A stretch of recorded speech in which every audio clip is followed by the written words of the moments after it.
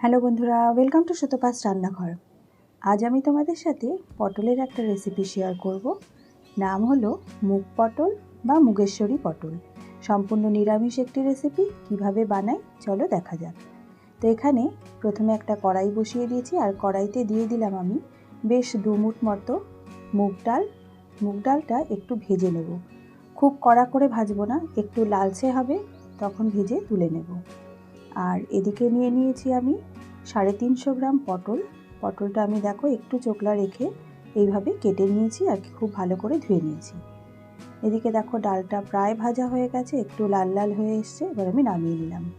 এবার কড়াইতে দিয়ে দিলাম পরিমাণ মতন তেল, সর্ষের তেল। এবার অল্প একটু নুন আর অল্প একটু হলুদ দিয়ে আমি পটলটা লাল লাল করে ভেজে নেব।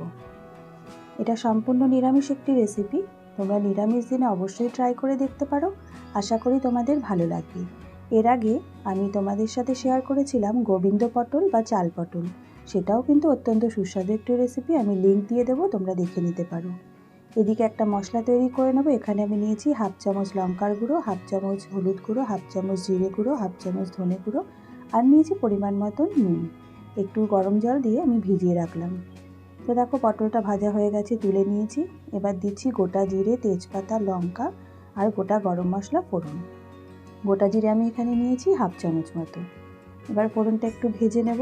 সুন্দর একটা গন্ধ বেরোলে তারপরে আমি দিয়ে দেব যে মশলাটা আমি ভিজিয়ে রেখেছিলাম সেটা। তো খুব সুন্দর একটা গন্ধ বেরোচ্ছে মশলার থেকে, দেখো।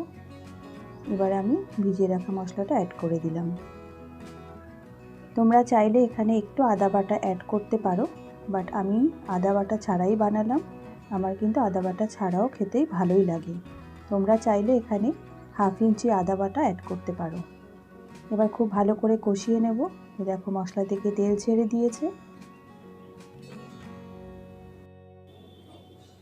খুব ভালো করে মশলাটা কষানো হয়ে গেছে। এবার আমি দিয়ে দেব ভেজে রাখা মুগ ডালটা। ভেজে রাখা মুগ ডালটা অ্যাড করে দিলাম। মশলার সাথে খুব ভালো করে একটু কষিয়ে নেব। এই মিনিট 2 মতন একটু মশলার সাথে কষিয়ে নিতে হবে। এবারে আমি অ্যাড করে দেব ভেজে রাখা পটলগুলো দিয়েও আমি মিনিট 2 কষিয়ে নেব। তোমরা যারা আমার চ্যানেলে নতুন বন্ধু আছো তারা অবশ্যই আমার চ্যানেলটা সাবস্ক্রাইব করে দিয়ে আমার পাশে থাকার অনুরোধ রইল। আর আমার রেসিপিগুলো যদি তোমাদের ভালো লাগে তাহলে অবশ্যই একটা লাইক, শেয়ার, কমেন্ট করে বেল আইকনটা প্রেস করে দিও। তাহলে আমি যখনই নতুন কোনো রেসিপির আপডেট দেবো তোমাদের কাছে প্রথমেই নোটিফিকেশানটা চলে যাবে। তো মিনিট 2 কষিয়ে নিয়ে আমি অ্যাড করে দেব গরম জল। এটায় কিন্তু কোনো গ্রেভি হবে না, বেশ মাখা মাখা হবে। আর ডালটা কিন্তু একদম গলিয়ে ফেললে চলবে না, ডালটা কিন্তু একটু দানা দানাই থাকবে। তো আমি একটু পরিমাণ মতন গরম জল অ্যাড করে দিলাম। এবার খুব ভালো করে নাড়া দিয়ে তারপরে আমি ঢেকে এটাকে হতে দেব। মিনিট 10 মতন মিডিয়াম ফ্লেমে ঢাকা দিয়ে আমি হতে দেব।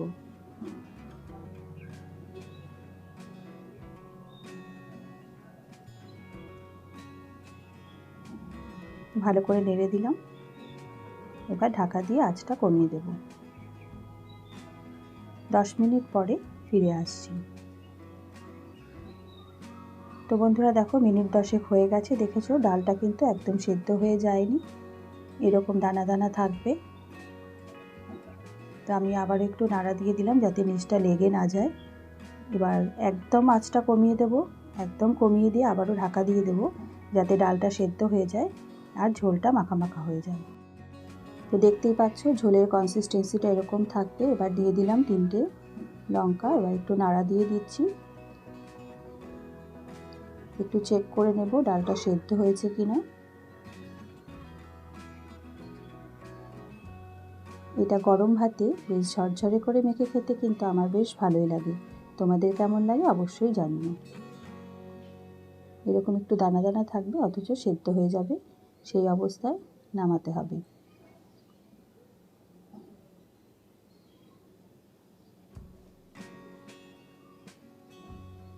দেখো এরকম সেদ্ধটা হবে।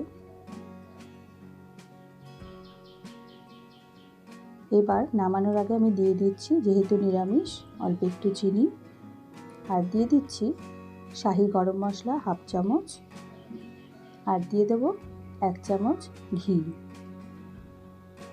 নিরামিষ রান্নায় একটু ঘি দিলে খেতে ভালোই লাগে, এটা অবশ্যই দেবে।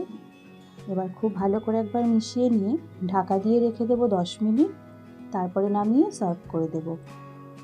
ভালো করে মিশিয়ে নিয়ে আঁচটা বন্ধ করে দিয়ে ঢাকা দিয়ে রেখে দেবো 10 মিনিট, তাহলেই কিন্তু মুগ পটল বা মুগেশ্বরী পটল একদম তৈরি হয়ে যাবে। ভালো করে মিশিয়ে নিলাম।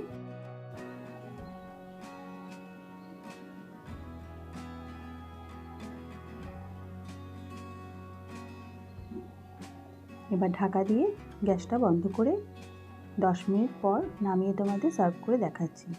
তো দেখো বন্ধুরা, 10 মিনিট পরে আমি এখানে নামিয়ে সার্ভ করে দিয়েছি। কেমন দেখতে হয়েছে বলো।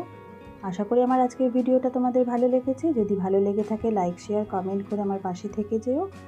আর দেখা হবে আগামী পর্বে নতুন একটি রেসিপির সাথে। তোমরা ভালো থেকো, সুস্থ থেকো। ধন্যবাদ।